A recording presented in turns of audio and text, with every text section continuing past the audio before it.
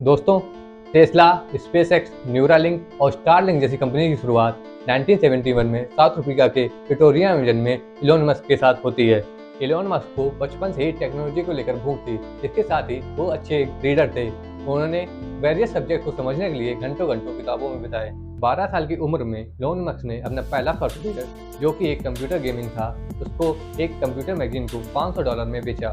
South Africa में अपनी schooling पूरी करने के बाद 17 साल की उम्र में ये कनाडा के क्वींस यूनिवर्सिटी में चले गए। इस यूनिवर्सिटी के बाद उनका ट्रांसफर अमेरिका के पेंसिल्वेनिया यूनिवर्सिटी में हो गया, जहां उन्होंने फिजिक्स और इकोनॉमिक्स में बैचलर डिग्री हासिल की। यूनिवर्सिटी एजुकेशन के बाद इलोन मस्क ने 1995 में अपनी पहली कंपनी बनाई, जिसका नाम था जिप2। जिप2 न्यूज़पेपर्स को मैप और बिजनेस डायरेक्टरीज प्रोवाइड करती थी। इसके बाद इन्होंने 1999 में x.com नाम की एक कंपनी बनाई, जो कि एक ऑनलाइन पेमेंट कंपनी थी। x.com कुछ दिनों के बाद पेपाल के साथ मर्ज हो गई और इलोन मस्क पेपाल के सीईओ बने। इलोन मस्क की लीडरशिप में पेपाल की ग्रोथ काफ़ी हुई और ये वर्ल्ड की लीडिंग पेमेंट कंपनीज में आ गई।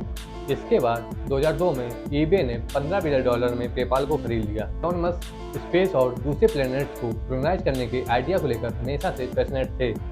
इसके लिए उन्होंने 2002 में स्पेसएक्स नाम की एक कंपनी बनाई। इसका पर्पज स्पेस ट्रैवल को अफोर्डेबल बनाना, इवेंचुअली मार्स पर इंसानों की कॉलोनी को एस्टेब्लिश करना था।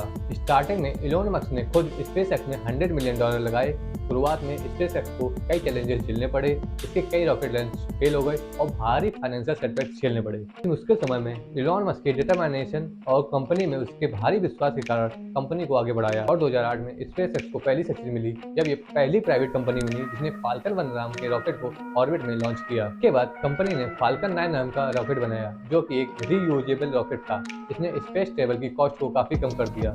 इतना ही नहीं, 2012 में स्पेसएक्स पहली प्राइवेट कंपनी बनी जिसने ड्रैगन नाम की स्पेसक्राफ्ट को इंटरनेशनल स्पेस स्टेशन में भेजा। 2020 में स्पेसएक्स ने एक और माइलस्टोन अचीव किया, जब इसने नासा के एस्ट्रोनॉट्स को इंटरनेशनल स्पेस स्टेशन में भेजा।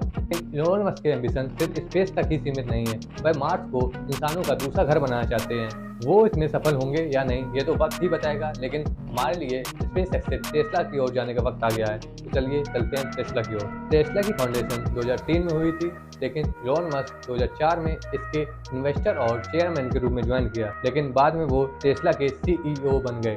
टेस्ला को अपना पहला ब्रेक थ्रू 2008 में मिला, जब इसने रोडस्टर नाम की कार लॉन्च की। इस कार में लिथियम आयन बैटरी यूज की गई थी, जो एक सिंगल चार्ज पर 320 किलोमीटर चल सकती थी, जो कि उस समय बहुत बड़ा अचीवमेंट था। इसकी बेहतरीन डिजाइन और एक्सीलरेशन कैपेबिलिटीज ने ये मिथ तोड़ दिया था कि इलेक्ट्रिक कार धीमी व अनएट्रैक्टिव होती हैं। रोडस्टर ने टेस्ला को स्पॉटलाइट में जरूर ला दिया था, लेकिन इसको काफी चैलेंजेस झेलने पड़ रहे थे और कंपनी बैंकरप्सी की कगार पर थी।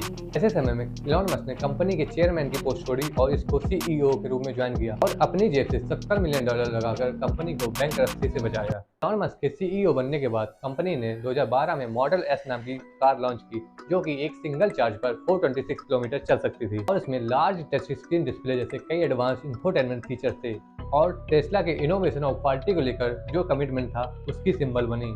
कार बनाने के बाद टेस्ला ने 2012 में सुपर चार्जिंग नेटवर्क लॉन्च किया, जिसके अंदर हाई स्पीड चार्जिंग स्टेशन खोले गए। इसकी वजह से टेस्ला ओनर्स का लंबी दूरी की यात्रा करना आसान हो गया। इसके बाद 2014 में टेस्ला ने नेवाडा में massive battery manufacturing facility establish की। 2016 में इसने मॉडल 3 नाम की एक कार लॉन्च की, जो कार पिछले मॉडल की तुलना में काफ़ी सस्ती थी। इसकी वजह से ये कार लोगों की काफ़ी पसंद में आई। मॉडल 3 के बाद टेस्ला ने 2019 में मॉडल वाई और साइबर ट्रक लॉन्च किए और आज टेस्ला वर्ल्ड फेमस हो चुका है। इलोन मस्क उन फील्ड्स में भी घुसे जिन फील्ड्स में कोई घुसने के बारे में सोचता भी नहीं था। सिर्फ घुसे ही नहीं, बल्कि इन फील्ड्स को रिवोल्यूशनाइज भी कर दिया और इसीलिए ही वो दुनिया के इतने फेमस व्यक्ति हो चुके हैं। दोस्तों, अगर आपको ये वीडियो पसंद आया है तो आपको ये वीडियो भी पसंद आएगा, जिसमें मैंने टाटा ग्रुप के बारे में बात की है।